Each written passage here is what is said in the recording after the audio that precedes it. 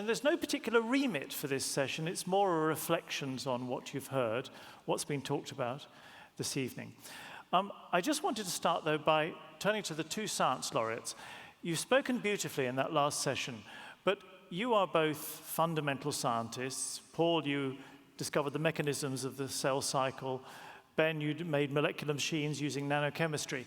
It might not be immediately obvious to the audience what the connection is between science and democracy. But I know that you have strong feelings on this. Can you very briefly tell us why the two are connected?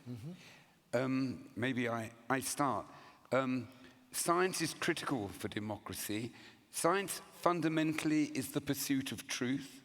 Democracy is built on truth and trust.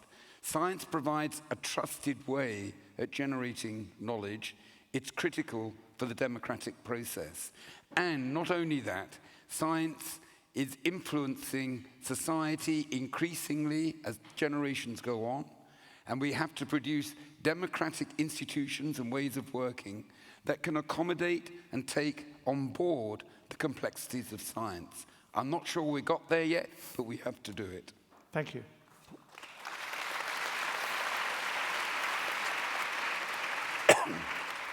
Ben, do you want to add to that? Democracy, as far as I see it, crucial elements are freedom and asking questions and being critical. And this is exactly what science does. When I discuss with my students, when I do research with my group, with my team from all over the world in the laboratories, etc., we ask questions. Yeah? And we stimulate them to ask questions. We have the freedom to be critical. And we have the freedom to explore. And thanks to the European Research Council grants, which supports blue sky research. No, serious. This is one of the best things that happened to Europe, because this is the way to give the freedom to our young talents at the universities and high schools and whatever, to explore, to discover, to use their talents. And we will need it for the future, to build the sustainable world, the sustainable society in 30, 40 years from now. It's a long-term goal. You cannot do this overnight. And so for me, democracy, this whole idea of freedom, free thinking, but also critical attitudes, that the student does not believe everything which is in the books of what my colleague professor says, Be critical and train the people in this way. This is a great gift. We often forget that, of a free society, of a democratic society. This is,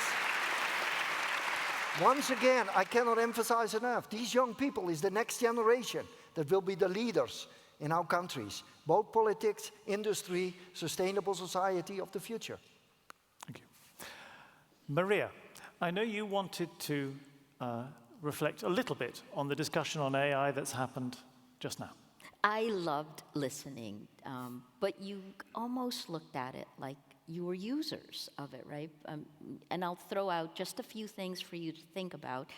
Again, I love technology. It may sound like I don't, but I think that we need more Vera Jourovas to make sure there are guardrails in place. So the first is, the computing industry today has a larger carbon footprint than the aviation industry. And when you add AI, that increases energy consumption by at least 2%.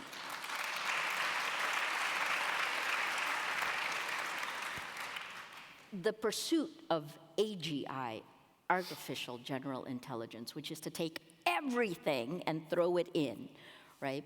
Without anchoring it, without a knowledge graph anchoring it, without people training it,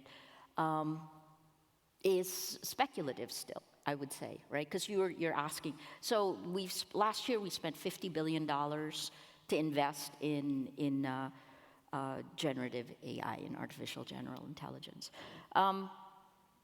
We still don't have a use for it, but those small, focused, like AlphaFold, those are where things work, but they don't make us much money. Mm-hmm. You will not invest enough. So I would say, let's look at the business model again. And then the last one is not only critical thinking, but I worry when our students will use the chatbot to write. Writing is a skill. You learn to write by struggling to write. And if you throw away the struggle to write, can you really critically think?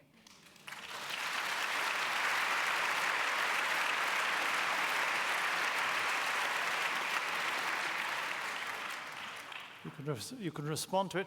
Funnily enough, I was watching this online, and I was watching the text that is generated alongside your words, and every time people said chat GPT, those words were different. Sometimes it said chatty Betty, sometimes it said church PT. It tells a story. Right.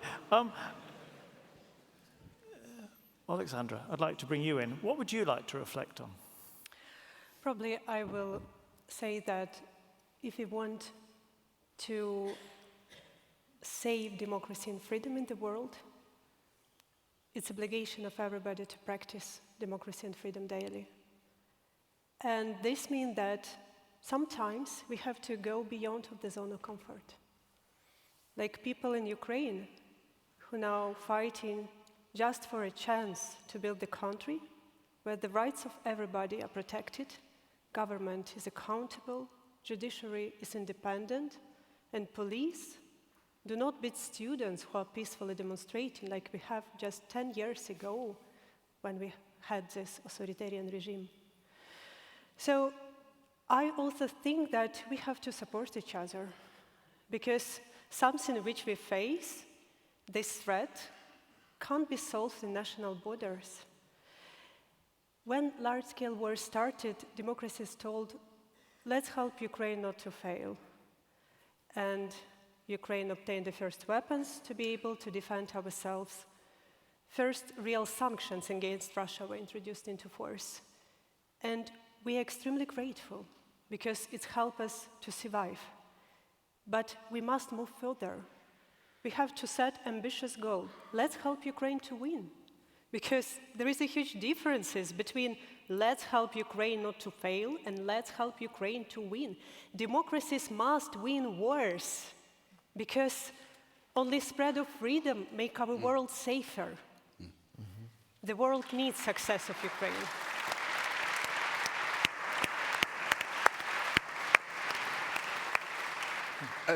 I'd like to add to that. I'm an ambassador for Ukraine Science and Education. I've visited Ukraine. I've been to schools that have been shelled and ruined by the war. I went into a classroom, and in the rubble, it was the art classroom, in the rubble was children's art mixed up with all the broken masonry. This is pathos. This is the barbarism of war. I found a painting done by a child of a mother holding a baby, surrounded by sunflowers, as you could imagine, there in the rubble. I took it home, I have it on my desk. This is the barbarism of autocracy versus democracy. Ukraine has to win, and we have to help Ukraine win.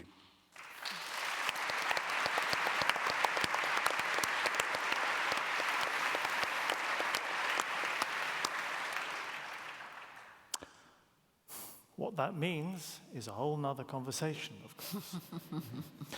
Paul, I just wanted to dwell on one thing. You're an ambassador for science.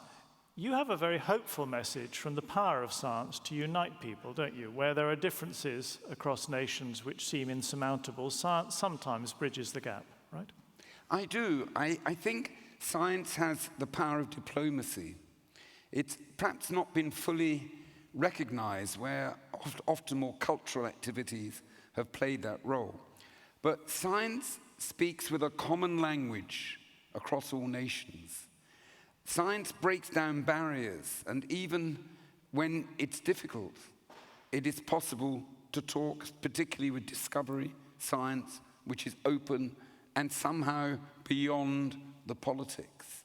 So when things get rough, you know, it can get China-US relations have degraded. This is dangerous. We can rebuild contacts through science. We mustn't turn that off because it's one door that can remain open. When the old Soviet Union, during the Cold War, the one thing that was connecting was in fact science. Difficult with Putin because such an autocrat doesn't even understand truth. But we do have to work on that. I really think science has an important diplomatic role, which will lead to increased peace. Thank you.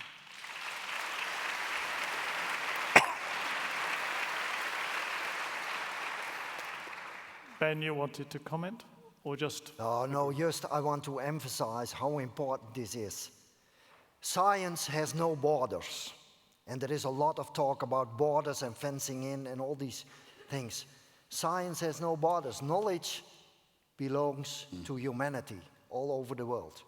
And as Louis Pasteur, Yeah. let me quote Louis Pasteur, and this is an important message for all our people, and especially the young people. Louis Pasteur already said 150 years ago, knowledge and science and education is the torch that illuminates the world.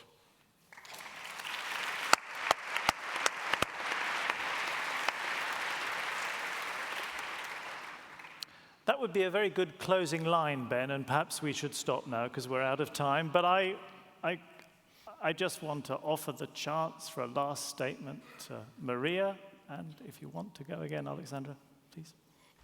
You know, on the science theme, yeah, I'll keep it short. Look, we have a world on fire right now. Aside from Ukraine, there is Gaza.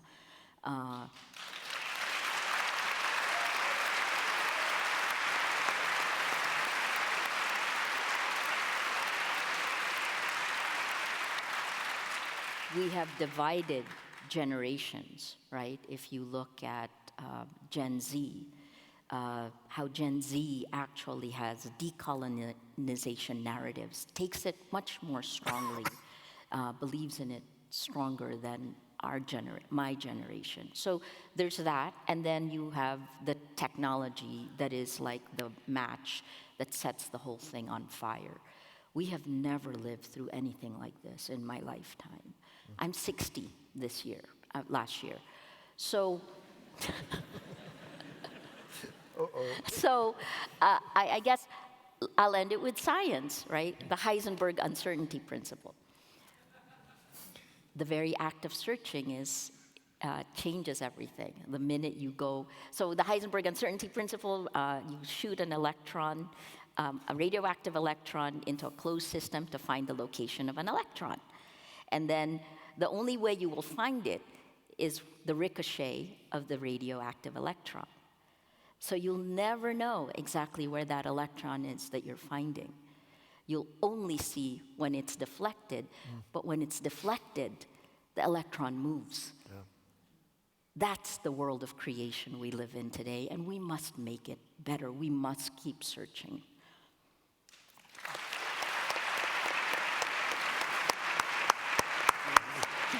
Basic physics. I know, please. Very short.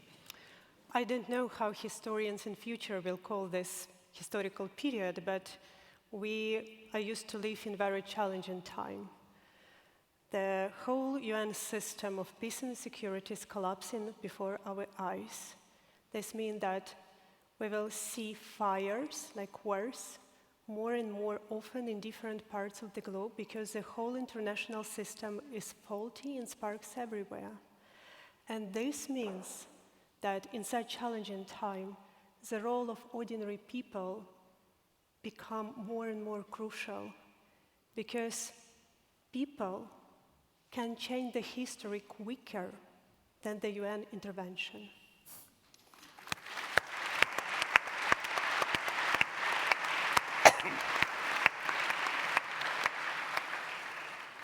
Thank you very much, all of you.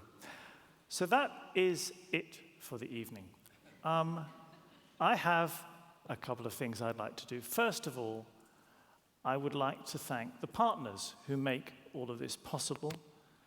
They are 3M, ABB, Capgemini, AQT, H2 Green Steel, and Scania. And also there's an event partner, Luminate, and all of them make this happen. I'd also like to extend special thanks to the Swedish Embassy in Belgium and the Swedish Ambassador, Annika Molin Helgren.